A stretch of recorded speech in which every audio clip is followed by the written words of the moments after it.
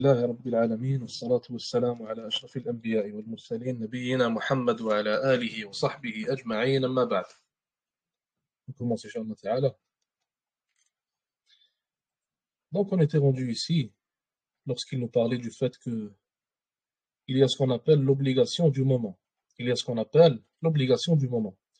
Et ça c'est une chose très importante à garder en tête. Donc on a dit que l'obligation du moment elle s'applique à tout individu musulman. Et l'obligation du moment, l'individu musulman se doit de l'apprendre, de l'appliquer aussi, tout comme le savant ou alors le da'i ou alors la personne qui représente l'islam, elle se doit d'enseigner et de porter attention à cette obligation du moment lorsque son moment vient. Mathalan, on remarque souvent que, donc petite répétition, Inch'Allah, on remarque souvent que les savants, ils prêtent beaucoup attention, mathalan, au fiqh du jeûne lorsque Ramadan vient. Mathalan, on parle du fiqh du hajj et on parle de fada'il al-hajj, les vertus du hajj, lorsque son temps vient aussi. Donc, on parle maintenant des vertus de Ramadan, des vertus de Tarawih, etc., lorsque leur moment vient. Donc, il faut prêter attention à l'obligation du moment et il ne faut pas donc être une personne qui est complètement déconnectée et qui nous parle de choses dont le moment, en quelque sorte, n'est pas encore arrivé ou alors dont le moment est encore très loin.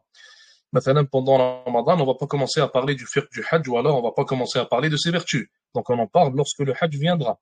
De même, مثلا, pour Ramadan, lors du moment du Hajj, tout simplement. Donc, je pense que ça, vous l'avez compris, Inch'Allah. On passe à autre chose. Il dit ici, rahimahullah, pour ce qui est de la question de l'abandon, elle dépend du renouvellement des circonstances. Ainsi, l'homme aveugle n'est pas tenu d'apprendre ce qu'on ne doit pas regarder. Mais s'il se trouve dans un pays où on s'adonne à la consommation du vin et au port de la soie, il doit connaître les modalités d'interdiction à ce sujet. Et ça aussi, on l'a vu normalement dans le cours passé. Donc, on continue, Inch'Allah. Pour ce qui est des croyances, leur connaissance dépend de la réflexion. Ainsi, s'il conçoit un doute à propos des significations que recèlent les deux formules de la profession de la foi, donc shahada, il doit apprendre suffisamment pour parvenir à annuler le doute. S'il se trouve dans un pays où se multiplient les innovations blâmables, il doit apprendre et connaître la vérité. De même, s'il s'agit d'un commerçant qui se trouve dans un pays où se répand l'usure, il doit apprendre comment s'en prémunir. Et ça aussi, c'est un point important. Regardez, maintenant aujourd'hui, dans certains pays, on va trouver qu'il y a beaucoup de soufis. Donc les savants, ils vont commencer à réfuter ce soufisme, ils vont réfuter roulette soufia, les extrémistes parmi les soufis, et ils vont réfuter leurs fausses croyances, leurs fausses adorations, etc. Donc ils vont prendre soin du sujet qui est en réalité d'actualité, dans la terre plutôt dans laquelle ils vivent. Mais des fois, on va entendre certains du'at, certains savants en Occident, nous parler de ibadat al-qubur, nous parler constamment de l'adoration des tombes, nous parler constamment des exagérations de certains soufis. Et ça, c'est une chose qui est complètement, en réalité, elle est complètement à gauche de la plaque. Pourquoi est-ce qu'elle est à gauche de la plaque? Car il n'y a pas de tombes qui se font adorer en Occident. Il n'y a pas d'adorateurs de tombes en Occident, d'une manière générale. Il n'y a pas d'extrémisme soufi en Occident, comme on va le trouver maintenant au Soudan, ou alors en Égypte, ou alors en Tunisie, etc. Donc ici, ce qu'il essaie de nous dire, c'est que la personne doit se concentrer sur le sujet qui est d'actualité et sur les problématiques présentes dans la terre dans laquelle il vit et dans le moment auquel il vit. Maintenant, lorsqu'une personne se retrouve face, par exemple, à la fitna de l'murji'a, à la fitna de l'irja', alors il doit grandement prendre soin d'apprendre les réfutations de cette fitna, d'apprendre la aqidah d'Ahlus Sunnah wal Jama'a. Excusez-moi. D'apprendre pourquoi cette voie elle est fausse, pourquoi cette voie elle est innovée, pour ne pas tomber dedans et pour pouvoir, Inch'Allah Ta'ala, être lui aussi une personne qui réfutera cette voie et qui sera un bouclier en quelque sorte pour les gens en protégeant leur aqidah et leur din. Une personne maintenant qui fait face aux Khawarij, par exemple, comme il y avait auparavant, il y avait des Khawarij qui avaient quasiment de grandes terres, de grands territoires auparavant, donc un peu après le temps de Sahaba radiyallahu ta'ala anhum. Donc à ce moment-là, maintenant, les savants doivent prendre soin d'enseigner aux gens les déviances de ces khawarij-là. Les gens doivent prendre soin d'apprendre plutôt, d'étudier la aqidah d'Ahlus Sunnah wal Jama'a et d'étudier les réfutations à l'encontre de ces khawarij, les erreurs dans lesquelles ils sont tombés, pour ne pas tomber dans les mêmes erreurs, mathalan, etc. Et au jour d'aujourd'hui, on a une fitna, donc la fitna de l'irja, la fitna de l'murji'a, Et si chacun d'entre nous, en réalité, prenait soin d'apprendre la vérité, la réalité derrière cette aqidah, donc la réalité politique en premier lieu, et les objectifs politiques aussi qu'il y a derrière cette secte-là, et si chaque da'i, chaque savant serait comme un mur face à cette secte-là, et il serait une personne qui réfute cette secte-là constamment, alors sachez que cette secte-là n'aurait jamais pris l'ampleur qu'elle a pris au jour d'aujourd'hui. Et subhanallah, d'ailleurs, comme certains savants le citent, ils citent que, maintenant on le trouve même dans des livres de siyas al-shar'iyya, donc des livres de la politique islamique en réalité. Donc dans ce genre de livre-là, on retrouve que le calife, maintenant, pour choisir un calife, l'une des conditions à laquelle il doit satisfaire, c'est le courage, qu'il soit courageux. Et lorsqu'on retrouve maintenant un calife qui n'est pas courageux, ou alors des savants, des douats qui ne sont pas courageux, lorsqu'ils vont voir maintenant la vague aller vers la gauche, ils ne vont pas oser aller à l'encontre de cette vague-là. Si cette vague-là, elle prône des déviances, elle propage des déviances, etc. Donc l'exemple, s'il se matérialise, l'exemple que je vais vous donner en réalité, c'est qu'aujourd'hui, il y a une secte qu'on appelle Al-Murji'a, qui sont très propagées, qui sont partout. Et l'une des grandes erreurs qui a été commise face à cette secte-là, c'est que beaucoup parmi les savants, beaucoup parmi les douats n'ont pas été comme des murs face à cette secte-là. Et ils se sont dit que ce n'est qu'une secte qui est apparue et qui va disparaître, Inch'Allah Ta'ala, comme les autres sectes qu'il y avait auparavant, comme le Mu'tazila, le Jahmiya, etc. Mais ils ont oublié que les sectes comme le Mu'tazila et le Jahmiya n'ont pas disparu du jour au lendemain. Ils ont disparu grâce à Allah Azza wa Jalla avant tout, puis grâce aux efforts des savants qui vivaient à ces époques-là, grâce au thabat, à la fermeté de ces savants-là, grâce à Sad' bil-Haq, grâce au fait que ces savants-là, ils ont dit la vérité et ils n'ont craint personne autre qu'Allah subhanahu wa ta'ala à ce moment-là. Donc le savant de son devoir, le da'i de son devoir, comme on a dit dans le cours passé, c'est de faire face à ce genre d'innovation. Et plus on a des lacunes dans les du'at, dans les savants, alors plus les innovations et les déviances, le kufr, le shirk, etc. prendront de l'ampleur et prendront de la place dans les territoires musulmans et dans les cœurs des musulmans. Et c'est ce qu'on voit au jour d'aujourd'hui. Donc ce qu'on voit au jour d'aujourd'hui, subhanallah, c'est le résultat en réalité de ce manque de courage et de ce manque de prise de position noble. On continue, Inch'Allah. Il dit ici, de même, il doit acquérir les connaissances sur les croyances à la résurrection, au paradis et à l'enfer. Et certes, ce genre de connaissances-là, tout musulman doit les connaître, donc tout musulman doit les apprendre. Chaque musulman doit savoir ce qui vient après la mort, ce qui vient dans la tombe, mathalan. Chaque musulman doit savoir ce qui l'attend lorsqu'il va rencontrer Allah subhanahu wa ta'ala. Chaque musulman se doit de savoir, de connaître le paradis, de connaître l'enfer. Car certes, avec cette connaissance-là, la crainte d'Allah Azza wa Jal va augmenter, l'espoir en Allah subhanahu wa ta'ala va augmenter, et certes, on ne peut être musulman qu'en ayant la connaissance, donc la connaissance de base au minimum, à propos du paradis, à propos de l'enfer, à propos de la résurrection, etc. Et toute personne qui nie ces aspects-là de la religion, donc il y a des gens aujourd'hui qui se considèrent musulmans et qui prétendent nier la résurrection, mathalan, ou alors nier l'enfer et le paradis, donc toute personne qui nie cela n'est certes pas musulmane, donc elle aura commis un annulatif clair de l'islam qui fera en sorte que cette personne n'est plus musulmane. Il continue en disant, pour ce qui est de l'obligation communautaire, elle concerne toute science dont on ne se passe pas pour assurer les affaires du monde ici-bas, comme la médecine qui est nécessaire pour la bonne santé des corps, ou le calcul et les mathématiques qui sont indispensables pour calculer l'héritage et les recommandations ultimes, et bien d'autres choses. Si un pays est dépourvu d'individus qui assument ces sciences, ses habitants risquent d'être gênés. En revanche, s'ils trouvent quelqu'un pour les assumer, cela suffit, et l'obligation devient caduque pour les autres. Quelle est l'importance, question pour vous, quelle est l'importance d'avoir des gens, des musulmans qui prennent soin des connaissances mondaines, donc qui prennent soin d'apprendre les connaissances mondaines, comme il a cité ici la médecine, mathalan, la comptabilité, tout, l'ingénierie, etc. Quelle est l'importance d'avoir des musulmans qui vont se libérer et qui vont prendre soin d'apprendre ce genre de sciences-là? Donc l'importance pour la société musulmane. Quelle est cette importance-là d'après vous?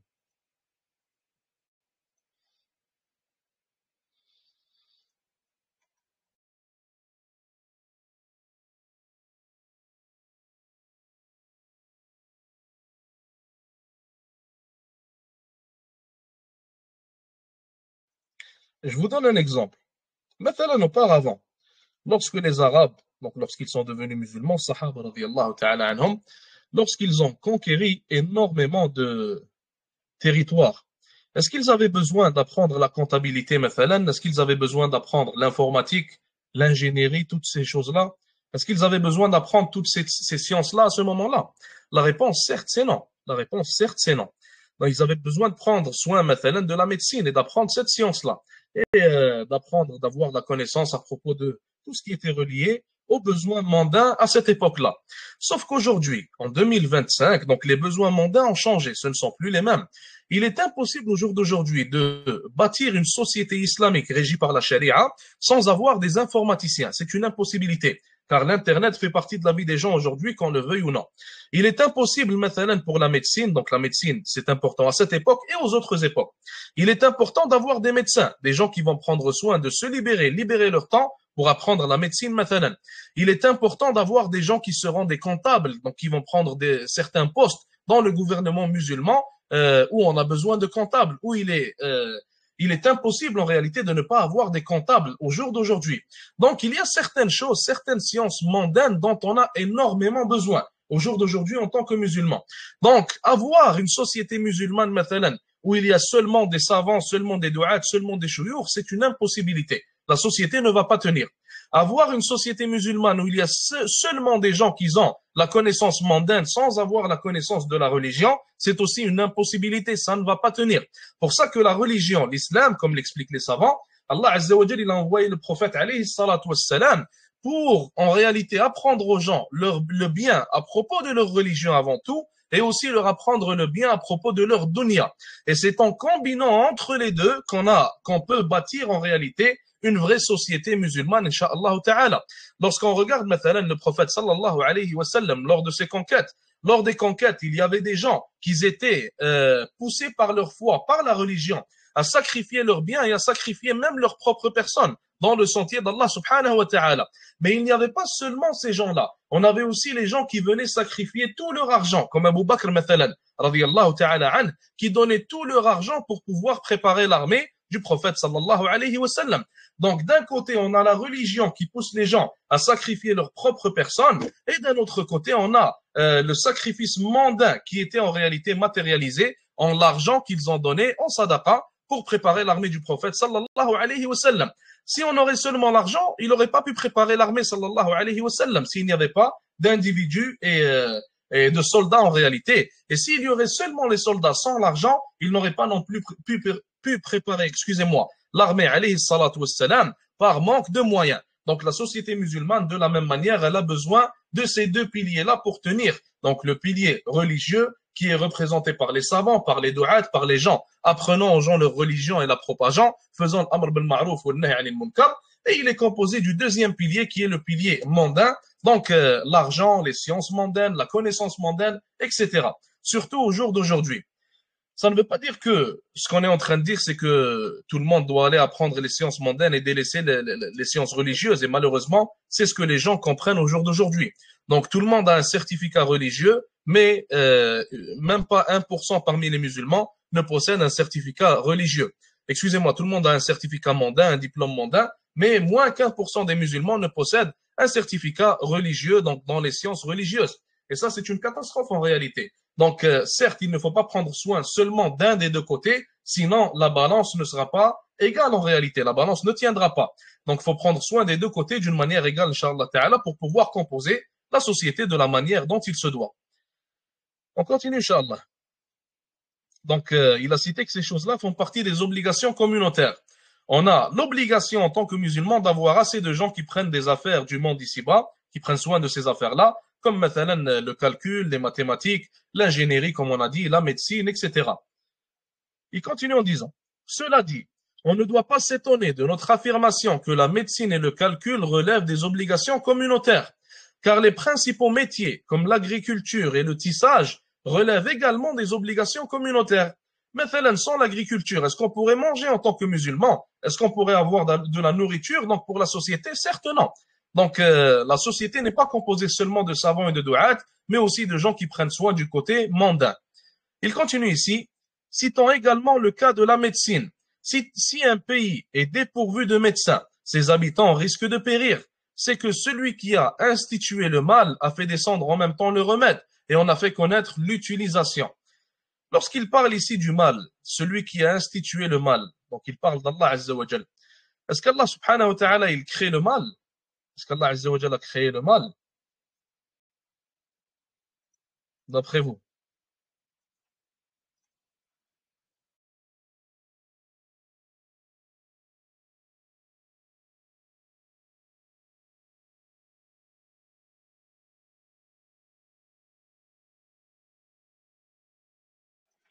Est-ce qu'il est juste en tant que musulman de dire Allah Azza wa Jal n'a créé que le bien et Allah Azza wa Jal n'a pas créé le mal?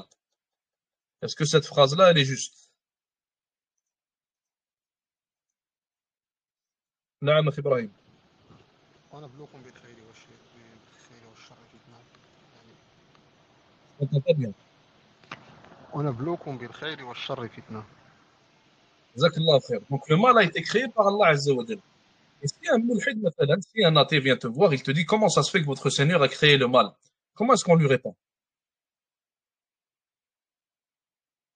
Comment expliquer à un mulhid, un athée, qui renie Allah Azza wa Jal, qu'Allah subhanahu wa ta'ala a créé le mal? Sans mal, on ne peut pas savoir le bien. Et sans nuit, on ne peut pas savoir le jour. Et les mal, c'est pour tester les gens. Jazakallah khair. Donc ça revient à l'ibtila. Ce qu'il faut savoir, c'est qu'Allah Azza wa Jal a créé le mal pour l'ibtaliyana. Allah Azza wa Jal a créé le mal pourquoi? Pour nous tester en tant qu'individu, en tant qu'être humain. Sans la création du mal, il ne peut pas y avoir de test. Si tout était bien, alors le test n'existerait pas en réalité. Car personne ne pourrait commettre une erreur ou un mal. Dans ce cas-là, personne ne peut commettre un péché, donc il n'y a pas de test en réalité. Il n'y a pas de péché pour tester les êtres humains. Il y a seulement la voie droite. Et s'il y a seulement la voie droite, alors comment tester les gens? D'une autre part, les savants expliquent que Allah Azza wa Jal ne crée pas une chose qui est mauvaise à 100%. Tout ce qu'il y a dans la création d'Allah Azza wa Jal, même s'il y a certaines choses qu'on voit comme étant mauvaises, sachant qu'elles ne sont pas mauvaises à 100%. Et on peut donner un exemple mondain pour ça, Inch'Allah Ta'ala. Lorsque tu vas au médecin, maintenant, et que le médecin, il te dit que tu as un microbe, billah, qu'Allah en protège tous les musulmans, tu as un microbe, maintenant, dans l'un de tes doigts. Et il te dit que si on ne coupe pas le doigt, le microbe va se propager et on devra couper tout ton bras par après.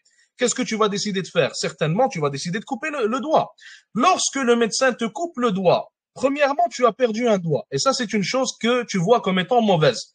Deuxièmement, tu vas avoir mal lorsque tu perds ton doigt. Et ça, c'est une chose que tu vois comme étant mauvaise aussi. Mais il faut savoir que le résultat derrière ça, il est bon. Et sans, en réalité, ce mal-là, tu n'aurais pas pu avoir ce bon résultat-là. Ça n'aurait pas pu résulter en ce bien. Ce bien qui est le fait que tu as sauvé le reste de ton corps et que tu as sauvé ton bras et tu as tout sauvé en réalité en coupant seulement l'un de tes doigts. Mathalan, lorsque le médecin, il va te faire une piqûre, la piqûre, elle fait mal, mais ce mal-là résulte en un bien par après. De même, pour ce qu'Allah Azza wa Jal décrète, mathalan, lorsqu'Allah Azza wa Jal décrète pour une personne un test, une personne, mathalan, perd sa mère, une personne, elle perd son père, une personne, elle perd son travail, etc. Sachez que ces tests-là, en réalité, excusez-moi, sachez que ces tests-là, en réalité, sont un bien pour l'individu, car elles lui rappellent Allah subhanahu wa ta'ala. Et simplement, ce rappel-là, en lui, ou plutôt à lui seul, est plus que suffisant pour établir qu'il y a un grand bien derrière cela. Et combien de gens se sont repentis ou alors ont accepté l'islam après avoir été testés par Allah subhanahu wa ta'ala, soit par la mort d'un individu de leur famille, ou alors par la perte de l'argent, ou alors par n'importe quelle perte, la perte d'un membre, la perte d'un bras, etc. Donc, beaucoup parmi les gens sont revenus à Allah subhanahu wa ta'ala par ces tests-là.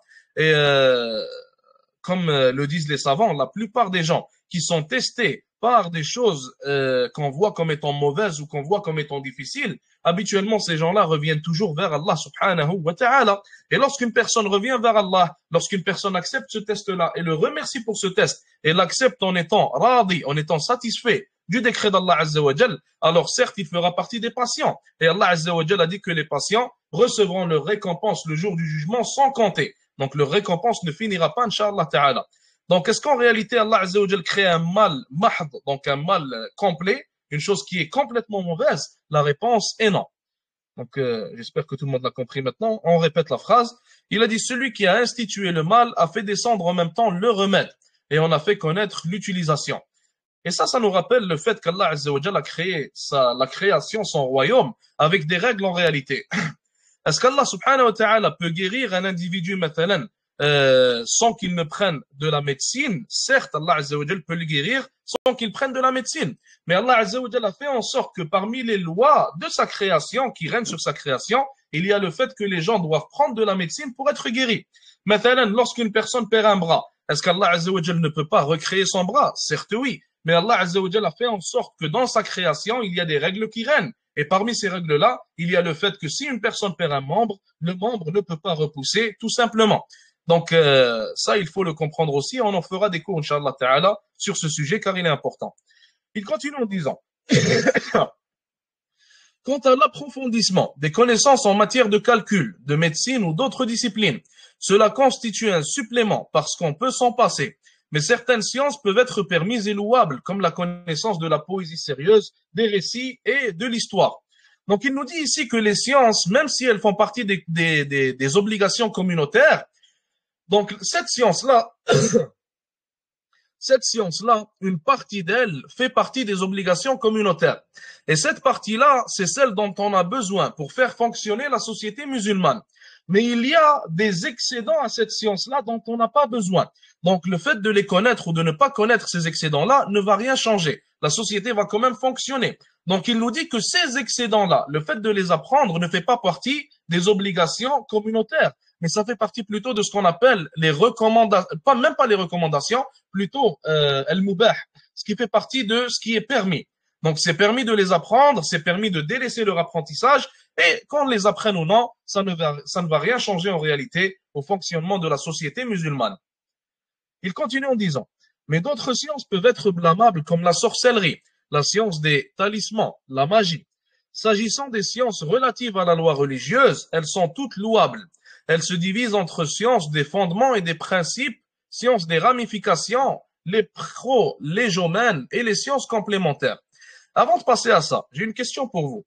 Est-ce que la science de la sorcellerie, elle est toujours blâmable, ou alors est-ce qu'elle peut être louable à certains moments ou dans certaines conditions, dans certaines situations? Est-ce que la science de la sorcellerie est toujours blâmable à apprendre et à appliquer, ou alors est-ce qu'elle peut être louable dans certaines situations?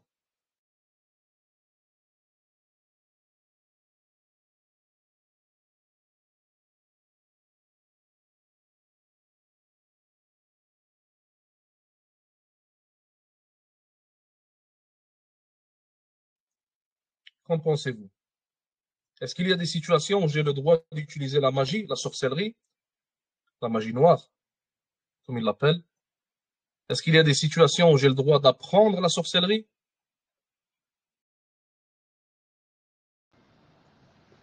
C'est pour contredire la sorcellerie ou bien pour faire sortir du djinn de la personne, par exemple? Par exemple, pour faire sortir le djinn de la personne, est-ce qu'on a le droit d'apprendre la sorcellerie? Ça ne nécessite pas la sorcellerie. En fait, la réponse à ça, barakallahu fik, la réponse à ça, elle est dans Surat al-Falaq. Allah Azza wa Jal dit قل أعوذ برب الفلق من شر ما خلق ومن شر غاسق إذا وقب ومن شر النفاثات في العقد. Allah Azza wa Jal ici, il parle de النفاثات. النفث, c'est quoi? النفث, c'est le fait de cracher légèrement. Donc, le fait de cracher légèrement, comme مثلا, lorsqu'une personne fait la ruqya. Donc, lorsqu'une personne lit la ruqya sur l'eau, elle va cracher, elle va faire ce qu'on appelle nafth, donc d'une manière très légère.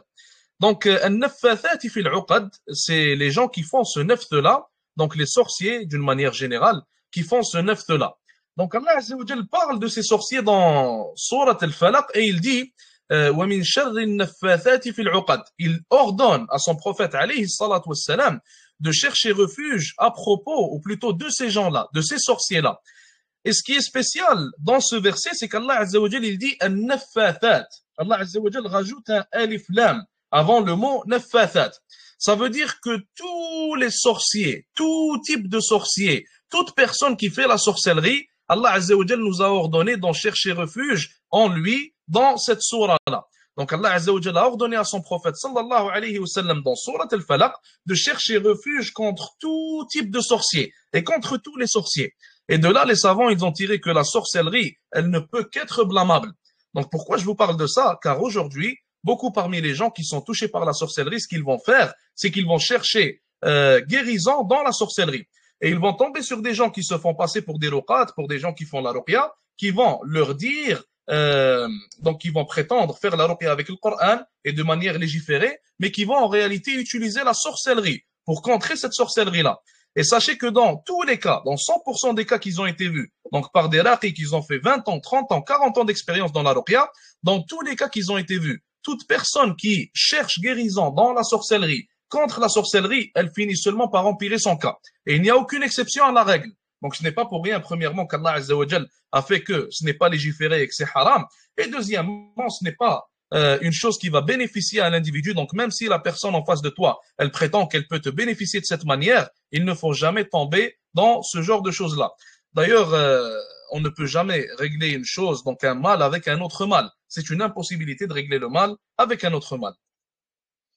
Il continue en disant, les sciences des furu' portent sur ce qu'on a compris comme signification des termes de ces usul et sur ce que les entendements peuvent saisir de leur terminologie. À titre d'exemple, on a compris que la parole du prophète alayhi salatu wassalam où il a dit « Le juge ne doit pas statuer en colère », que cela signifie entre autres qu'il ne doit pas avoir le ventre vide. Pour ce qui est des al-muqaddimat, elles sont comparables à des outils comme la grammaire et la linguistique qui constituent des outils pour la science ayant pour objet le livre d'Allah Azza wa Jal. Donc on va passer ce qu'il dit car ça va peut-être être un peu compliqué à comprendre. En gros, ce qu'il vient de faire, c'est la division des sciences religieuses. Ce qu'il vient de nous faire ici, c'est qu'il a divisé les sciences religieuses en différents types de sciences. Mais habituellement, la manière dont les savants les divisent, c'est qu'ils les divisent en deux types. La manière dont les savants divisent les sciences religieuses, c'est en deux types. Ils disent qu'on a ulum al-ala, ils disent qu'on a des sciences qui servent à atteindre l'objectif, donc des sciences outils en français. Et parmi ces sciences-là, il y a maintenant la langue arabe qui nous permet d'atteindre l'objectif.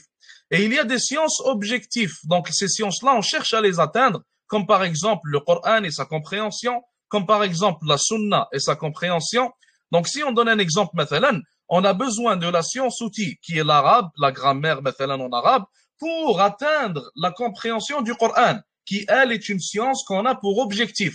Donc les savants divisent habituellement en ces deux-là. Premièrement, ulum al-ala, les sciences outils, et deuxièmement, les sciences qui sont un objectif, comme mathalan, la compréhension du Coran, la compréhension de la Sunna, etc.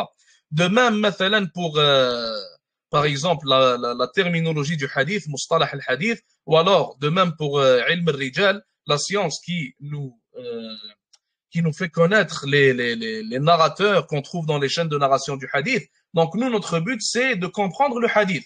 Mais cette science-là est une science outil pour nous permettre de savoir si le hadith est authentique ou non. Donc la science objectif ici, c'est le hadith et sa compréhension. Et la science outil, c'est la science qui nous parle des narrateurs du hadith, qui va nous permettre de savoir si le hadith est utilisable ou non, donc s'il est authentique ou non, tout simplement. Donc on a fini avec tout ça, Inch'Allah. Après, il va commencer un autre sujet. On va laisser, Inch'Allah Ta'ala, pour le prochain cours. جزاكم الله خير وصلى الله وسلم وبارك على نبينا محمد والسلام عليكم ورحمة الله وبركاته.